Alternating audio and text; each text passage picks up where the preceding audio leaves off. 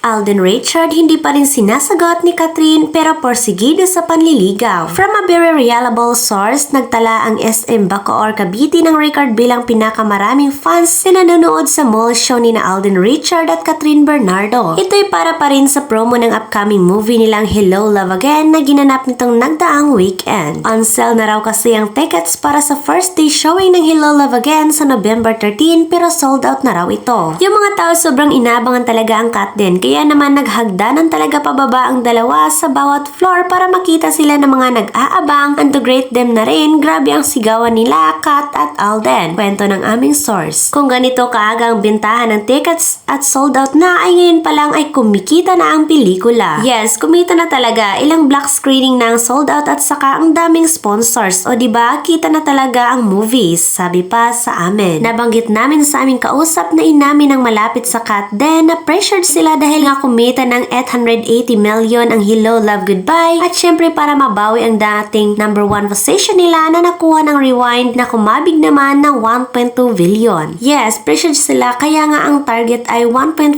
billion o kahit nalampasan ang kinita ng Rewind pag-amin ng SARS. Kaya't sobrang sipag daw ng Kat din mag-promote at ilang linggo pa nilang gagawin ito hanggang mag-showing na. Syempre, tinanong namin ang aming source kung ano na ang real score sa Kat din. Based sa nakikita ko, medyo iba ang kilos pero naniniwala ako na hindi pa sila magjowa at sa tingin ko rin hindi pa magjojowa si Kat. Pero depende pa rin kasi porsigido si Alden. Magkakaalaman yan pag natapos na ang mga promo ng movie nila at kung consistent pa rin si Alden. Baka pa pero kasi super close talaga si Alden sa family ni Catherine. Pati sa father niya, well ganun din naman noon si DJ. Close rin naman pagtatapat sa amin. Hanggang sa napag-usapan namin na kung sigurong tumuloy ang pelikula ni na Kat at Daniel noon na isa-shot sa San Francisco, USA at tiyak na sila pa rin hanggang ngayon at walang sequel ang Kat din. Anyway, tralili kaya na may part 3 ang Kat din movie na based sa thriller ay hindi na naman sila nagkatuluyan. Hindi raw nawala ang pagkakaibigan ng Hello Love Again stars na sina Alden Richard at Catherine Bernardo simula noong una silang magkasama sa box office hit na Hello Love Goodbye. Sa latest episode kasi ng On Cue nitong Lunes, nausisa sina Alden at Catherine na kung wala raw ba silang proyekto ay magiging magkaibigan pa rin sila.